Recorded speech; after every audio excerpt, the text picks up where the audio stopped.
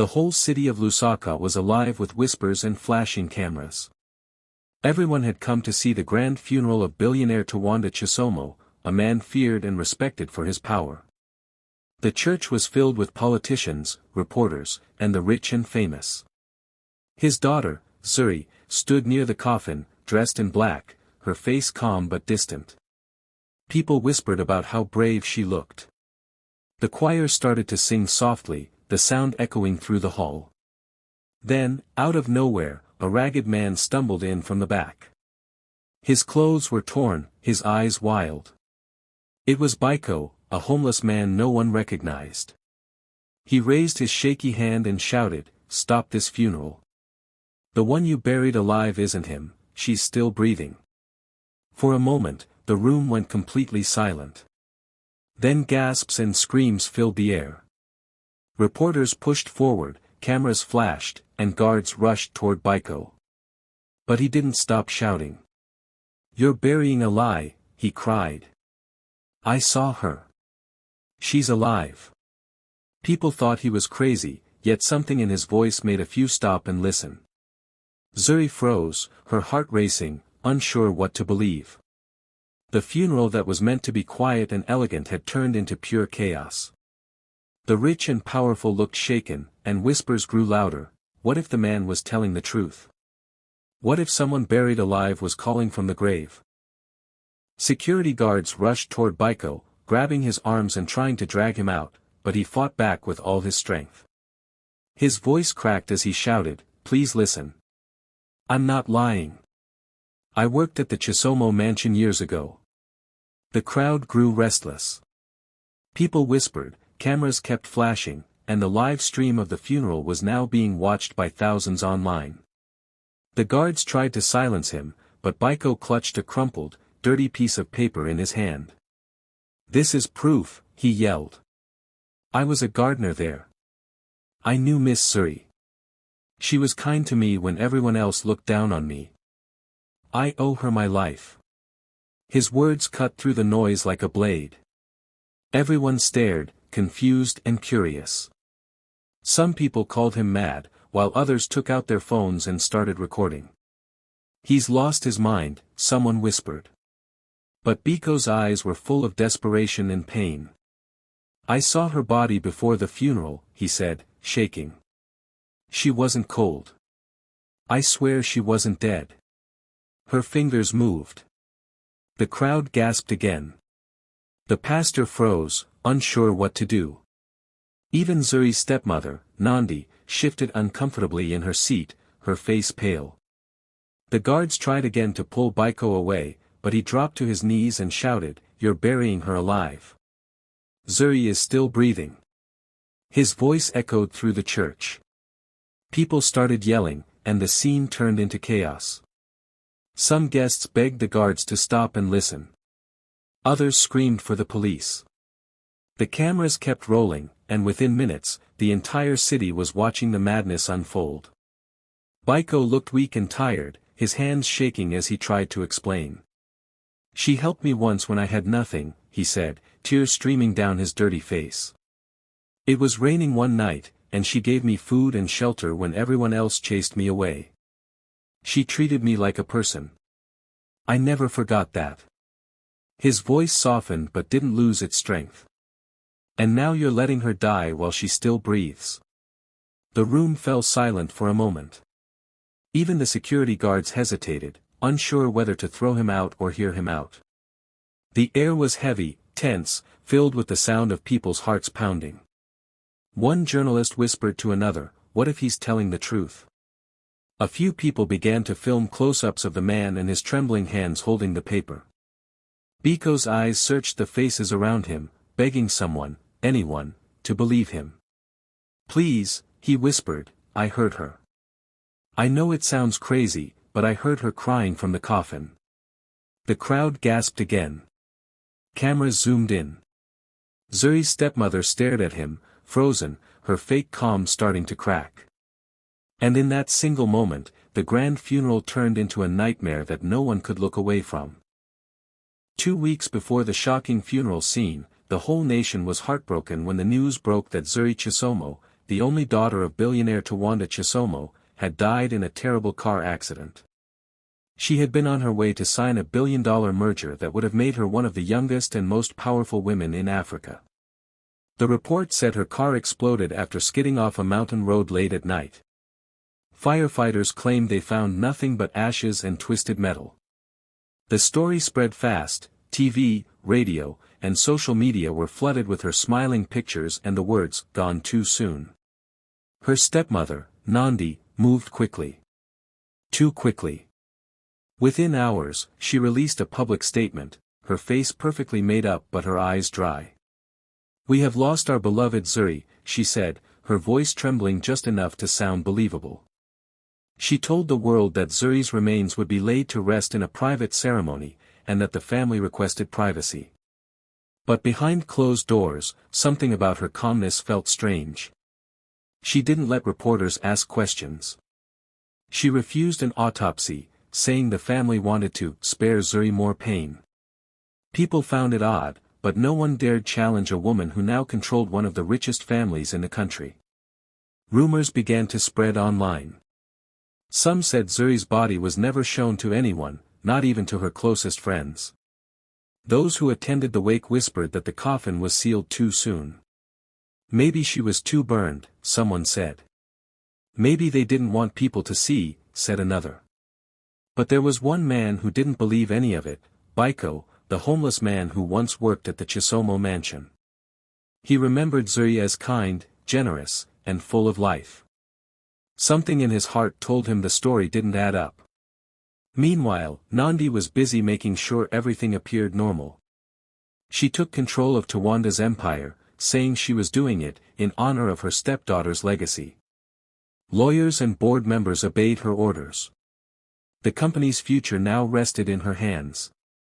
But what the public didn't know was that Nandi had been planning this moment for months. She had convinced Tawanda to add her name to key documents before his death, and now, with Zuri gone, there was no one left to question her authority. Still, little details began to raise suspicion. A mechanic who worked on Zuri's car quietly mentioned that the brake wires looked cut, not burned. A nurse from the hospital said the body they received was barely recognizable, and yet the funeral was organized within hours. And in the silence of the night, Baiko, who often slept near the city cemetery, heard faint cries one evening. He thought it was his imagination until he passed by Zuri's grave and heard it again, soft, muffled, but real. He didn't sleep that night. He knew what he had to do. If the world thought Zuri was dead, then he would be the one to prove she was still alive. The church was filled with whispers, confusion, and fear. The choir had stopped singing, the pastor stood frozen, and all eyes were on Baiko, the trembling homeless man who dared to interrupt a billionaire's funeral. The pallbearers hesitated, unsure whether to continue or step back. Baiko's voice shook as he pointed toward the coffin. "I heard her," he cried, his eyes wide with terror. "Last night, when I broke into the cemetery looking for food, I passed this very coffin, and I heard faint noises. I thought it was my mind playing tricks, but it was real. She's still alive." The crowd groaned in disbelief. Some people booed. Others shouted for him to be taken out. "He's crazy," someone yelled. But Baiko stood his ground, sweat rolling down his face. "Please," he begged, "just look at the coffin. I'm not lying." His voice cracked with desperation. Reporters kept filming, capturing every word, every tear, every scream. The whole scene felt unreal. Then, a young journalist, holding her mic tightly, walked closer to the coffin. Her camera crew followed. She leaned in to see what Baiko was talking about. And then she froze. "Wait," she whispered. "Something's not right." The camera zoomed in as she pointed at the glass panel near the top of the casket. There was condensation, tiny drops of water forming on the inside. "That's impossible," she said softly, stepping back. The church fell into dead silence. And then it happened. A sound. Faint but unmistakable. Thump. Everyone stopped breathing. Another thump. Someone gasped. The journalist looked horrified. "Did you hear that?" she said, her voice shaking. "It's coming from inside." Phones shot up in the air, recording. People started screaming. Some ran toward the doors, others froze in place. The pallbearers dropped the coffin handles and backed away slowly, their faces pale. The muffled noise came again, this time, 3 weak knocks in a row. Panic erupted. The pastor dropped his Bible. A woman fainted. The entire church turned into chaos. Security guards rushed forward, unsure whether to open the coffin or keep everyone back. Baiko fell to his knees, sobbing. "See," he cried. "She's alive. I told you. I told you." The journalist's voice trembled as she spoke into her mic. "This is happening live from the Chisomo funeral. There are movements inside the coffin." The video streamed online instantly, and within minutes, #ZuriIsAlive began trending worldwide. Millions watched in shock as the broadcast showed the shaking coffin under the church lights. The priest whispered a prayer, his hands shaking.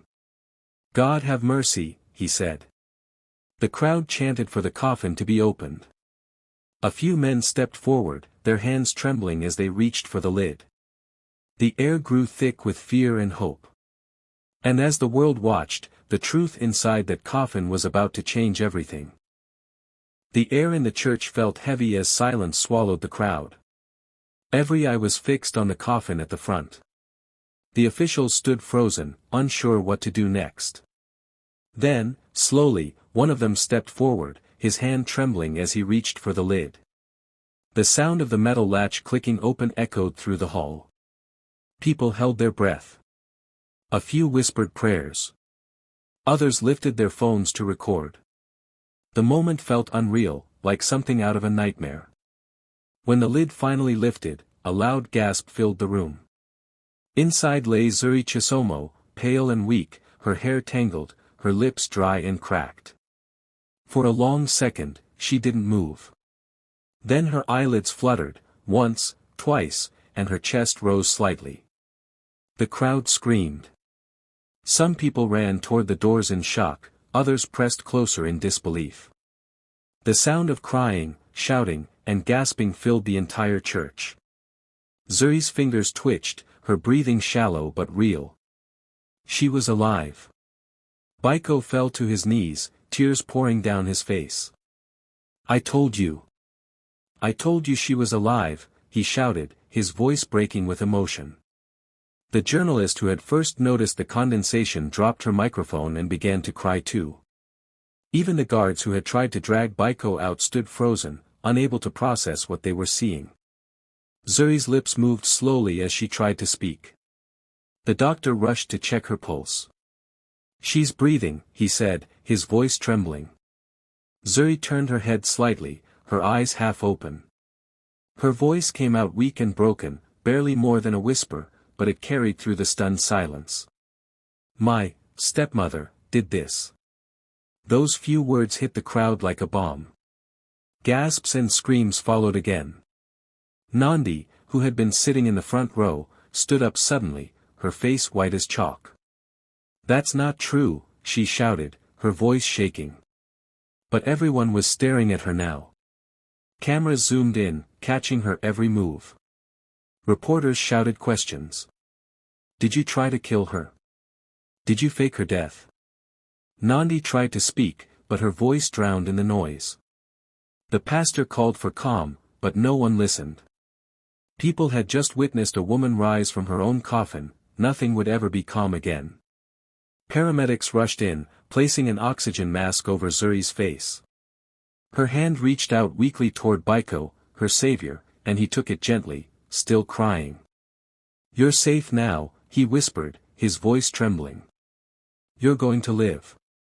The cameras caught the moment, the broken heiress holding hands with the homeless man who refused to give up on her. Outside, crowds gathered as news spread across Lusaka and then the entire world. "Dead heiress found alive," flashed across every TV screen and phone. The funeral that was meant to bury a lie had uncovered one instead. And in the middle of it all, Zuri Chisomo took her first real breath of freedom. The ambulance siren wailed through the streets of Lusaka as Zuri was rushed to the hospital. Reporters chased behind, filming every second. The woman the world thought was dead was now fighting for her life again, this time surrounded by flashing lights and endless questions. Doctors and nurses filled the emergency room, working fast to stabilize her. Oxygen tubes, 4 lines, and heart monitors surrounded her fragile body. Outside, hundreds of people gathered, holding up phones and shouting her name. "Zuri is alive," they screamed. The city was in complete shock. As Zuri lay weak but conscious, the truth began to unfold piece by piece. Police investigators started digging into the crash that supposedly killed her. What they found was horrifying. The brake wires in her car hadn't snapped from the fire, they had been cleanly cut. Someone had wanted her dead. When detectives traced the last person who handled the car, all signs pointed back to Nandi, her stepmother. Nandi had arranged the car's maintenance the day before the crash and paid a mechanic a huge amount of money to stay silent. But that wasn't all. When Zuri was taken to the hospital after the crash, the doctor who declared her dead had never performed a full autopsy. He had been bribed to sign a fake death certificate, claiming she died instantly. The body placed in the coffin was burned beyond recognition, but the documents made it official. Nandi's plan was perfect, or so she thought. With Zuri dead, she could take control of the Chisomo empire. Investigators discovered that Nandi had forged several legal papers transferring company ownership and assets into her name. She even faked Zuri's signature on a few. The timing was chilling. Just 2 days after Zuri's death, Nandi had already met with lawyers to finalize the merger Zuri was supposed to sign. Her greed was fast, cold, and calculated. But fate had other plans. The one person she never thought about, the homeless man Zuri once helped during a storm, became the key to her downfall. Years ago, Baiko had knocked on the Chisomo mansion gate, starving and drenched from the rain. Everyone ignored him, but Zuri came out with a blanket and food. She told him, "One day, when you can, help someone else too." He never forgot that kindness. When he heard about her death and saw how rushed everything was, something in his heart refused to believe it. He went to the cemetery that night, looking for a quiet place to sleep, and instead heard her faint cries from the coffin. At the hospital, when Zuri finally opened her eyes again, the police surrounded her bed, ready to protect her. Through cracked lips, she whispered, "It was Nandi."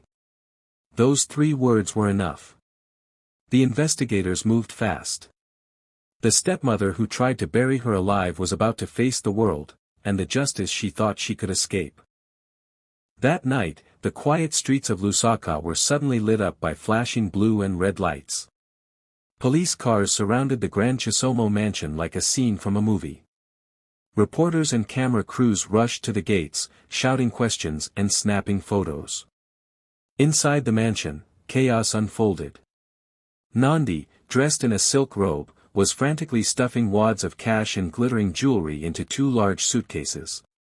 Her perfect hair was a mess, her hands shaking. She knew it was over. The news of Zuri being alive had spread across the country in hours, and now the police were at her door. As the officers stormed in, she tried to escape through the back door, dragging her bags behind her. "You can't do this to me," she screamed. "I'm innocent. It was all a mistake." But her voice cracked under the pressure. One officer grabbed the suitcase and opened it. Bundles of money, gold watches, and diamond necklaces spilled onto the floor. The cameras outside caught everything.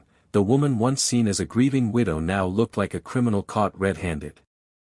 The officers pulled her toward the front steps as she kicked and cried. "You don't understand," she shouted. She was supposed to be dead. But no one listened. The flash of cameras blinded her as she was handcuffed right in front of the mansion she once ruled. Her face twisted between rage and fear. "You'll regret this," she screamed, but her voice was drowned by the sound of reporters yelling, "Nandi Chisomo arrested for murder plot." Across the city, television showed the dramatic arrest live. The headline ran everywhere, "Dead Heiress returns, stepmother arrested for murder plot." The world couldn't believe it. Social media exploded with videos of the arrest, millions of people sharing and commenting. "Justice has spoken," one tweet said. "Karma is real," said another. The woman who tried to bury the truth was now the one buried in shame. Meanwhile, at the hospital, Zuri watched it all unfold on a small TV. Her face was pale but calm. She didn't smile, but her eyes showed quiet relief. Baiko sat beside her, still wearing his old jacket, his hands clasped tightly as he whispered a prayer of thanks. The nurses and doctors stopped to watch the news too, whispering, "That's her stepmother, she really did it." By midnight, Nandi was taken away in a police car, flashing lights reflecting on her tear-streaked face. As she looked out the window, the cameras followed her every move. She was no longer the elegant woman of high society, she was a symbol of greed and downfall. That night, the nation slept with one name on their lips, Zuri Chisomo. The woman who came back from the grave, who turned her pain into power, and whose story reminded everyone that truth always finds a way to rise, no matter how deep it's buried. Weeks passed, and the chaos that had shaken Lusaka finally began to settle. The city that once mourned Zuri Chisomo was now celebrating her as a miracle. Her story had spread far beyond the borders of Zambia, making headlines around the world.